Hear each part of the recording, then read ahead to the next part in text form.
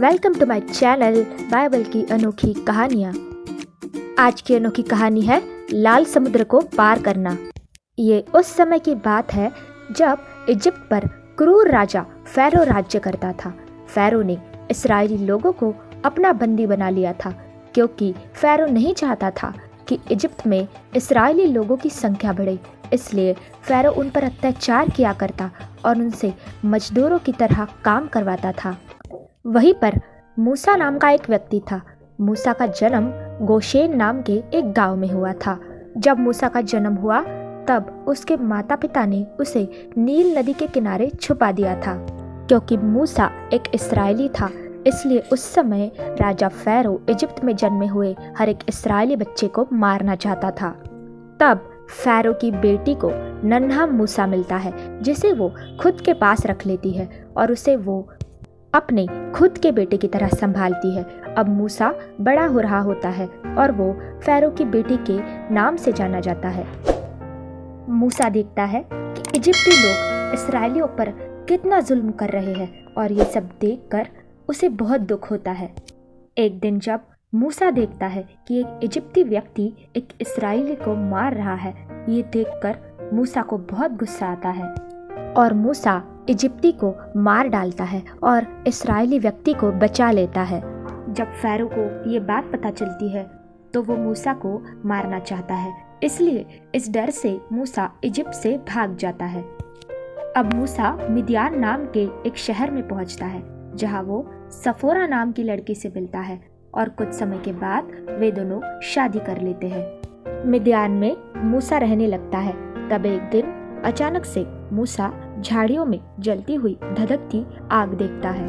वो यहाँ पर देखता है कि उस धधकती आग के कारण उन झाड़ियों पर कुछ असर नहीं पड़ रहा है, यानी कि वो जल नहीं रही है। मूसा ये देखकर आश्चर्यचकित हो जाता है। तब मूसा को अचानक आवाज़ आने लगती है और वहाँ पर परमेश्वर का आत्मा प्रकट होता है। वे मूसा से बात करने लगते हैं। वे मूसा से कहते हैं कि जिस स्थान पर तुम अभी खड़े हो वो एक बहुत ही पवित्र स्थान है। वो मूसा से आगे कहते हैं, मैंने इस्राएलियों के दुख को देखा है कि उन पर कैसा अत्याचार हो रहा है, इसलिए मैं तुम्हें वहाँ पर जाने की आज्ञा देता हूँ और फ़ैरो से कहो कि परमेश्वर ने तुम्हें इस्राएलियों को जाने देने की आज्ञा दी है। अब मूसा परमेश्वर में विश्वास रखते हुए इजिप्ट लौट आता है। उसके साथ उसका भाई हारून फ़ैरो के पास पहुँचते हैं और उससे कहते हैं कि राजा फ़ैरो, परमेश्वर ने तुम्हें आज्ञा दी है कि तुम इस्राएली लोगों को जाने दो। फ़ैरो इस बात से गुस्सा हो जाता है और इस्राएलियों को छोड़ने से मना कर देता है। उल्टा वो उन पर अत्याचार और बढ़ा देता है। अब परमेश्वर मूसा को फिर दर्शन देते हैं और कहते हैं कि फ़ैरो ने मेरी बात नहीं मानी, इसलिए मैं इजिप्ट पर महामारी भेजूंगा और फ़ैरो को मजबूर होकर इस्राएलियों को छोड़ने देना होगा। पहली महामारी जो परमेश्वर इजिप्ट पर भेजते हैं, जिसके कारण सारा पानी लाल खून में बदल जाता है, जिसके कारण फ़ैरो की नदियों की मछलियां मर जाती है, लेकिन फ़ैरो को इससे कोई फर्क नहीं पड़ता है।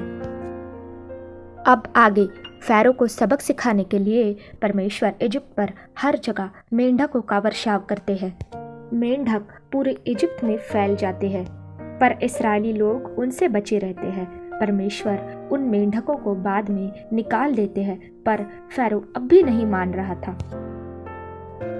अब परमेश्वर फिर से इजिप्ट पर एक महामारी भेजते हैं। पूरे देश में मक्खियाँ और छोटे कीड़े फैल जाते हैं और वे हर जगह नुकसान करते हैं। इसके कारण फ़ैरो के खेत के सभी जानवरों को हानि पहुंचती है, लेकिन इस्राएलियों के जानवरों को कुछ हानि नहीं पहुंचती। इसके बाद फ़ैरो को सबक सिखाने के लिए परमेश्वर एक और आपदा भेजते हैं, जिसके कारण लोगों के शरीर पर दर्द और जलन के दाग हो जाते हैं। अब भी फ़ैरो नहीं मान रहा था। तब परमेश्वर इजिप्ट में एक तेज़ तूफान भेजते हैं। इसके बाद टिड्डियाँ आ जाती है जो हर एक खेत खलियान का नाश कर देती है और सब खाने की चीज़ों को नाश कर देती है। और 3 दिन तक परमेश्वर ऐसा करते हैं कि इजिप्ट में पूरा अंधेरा रहता है। फ़ैरो कहता है कि अगर ये आपदा ख़त्म हो जाए तो मैं उनको जाने दूंगा, लेकिन वो हर बार झूठ बोलता है। अब परमेश्वर मूसा को बताते हैं कि वो अब एक ऐसी महामारी इजिप्ट पर भेजने वाले हैं जिसके कारण इजिप्ट के हर एक पहलौठे बच्चे की मृत्यु होगी। उसमें फ़ारो का भी बेटा होगा, परंतु इस्राएलियों को कुछ नहीं होगा। अब जैसी परमेश्वर ने चेतावनी दी थी, एक आखिरी आपदा इजिप्ट पर आई जिसमें फ़ारो के पहले बच्चे की मृत्यु हो गई, लेकिन इस्राएलियों को इसमें कुछ नहीं हुआ क्योंकि उन्होंने परमेश्वर की आज्ञा को माना था।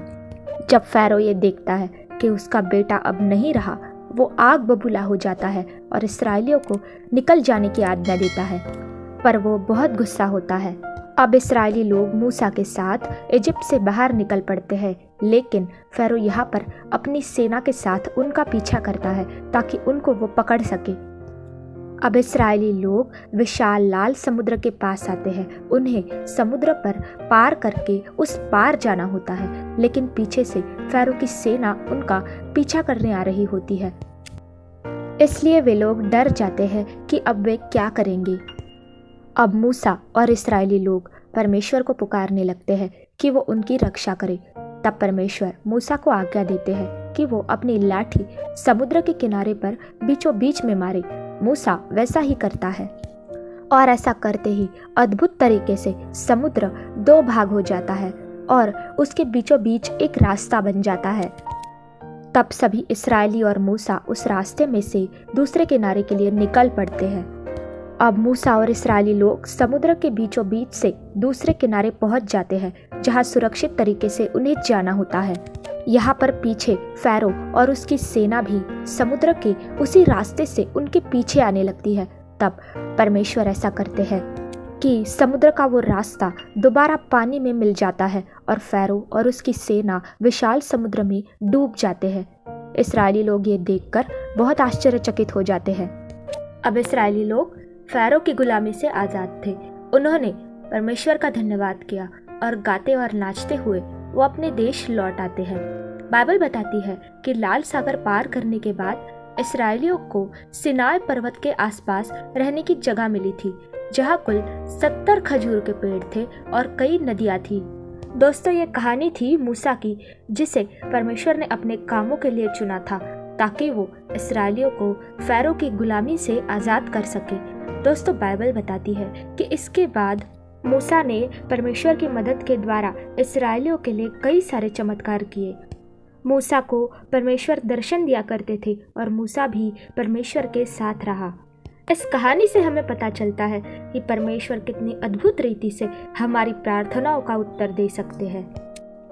तो दोस्तों, ये थी बाइबल में से आज की अनोखी कहानी। तब तक के लिए मिलते हैं अगली कहानी में।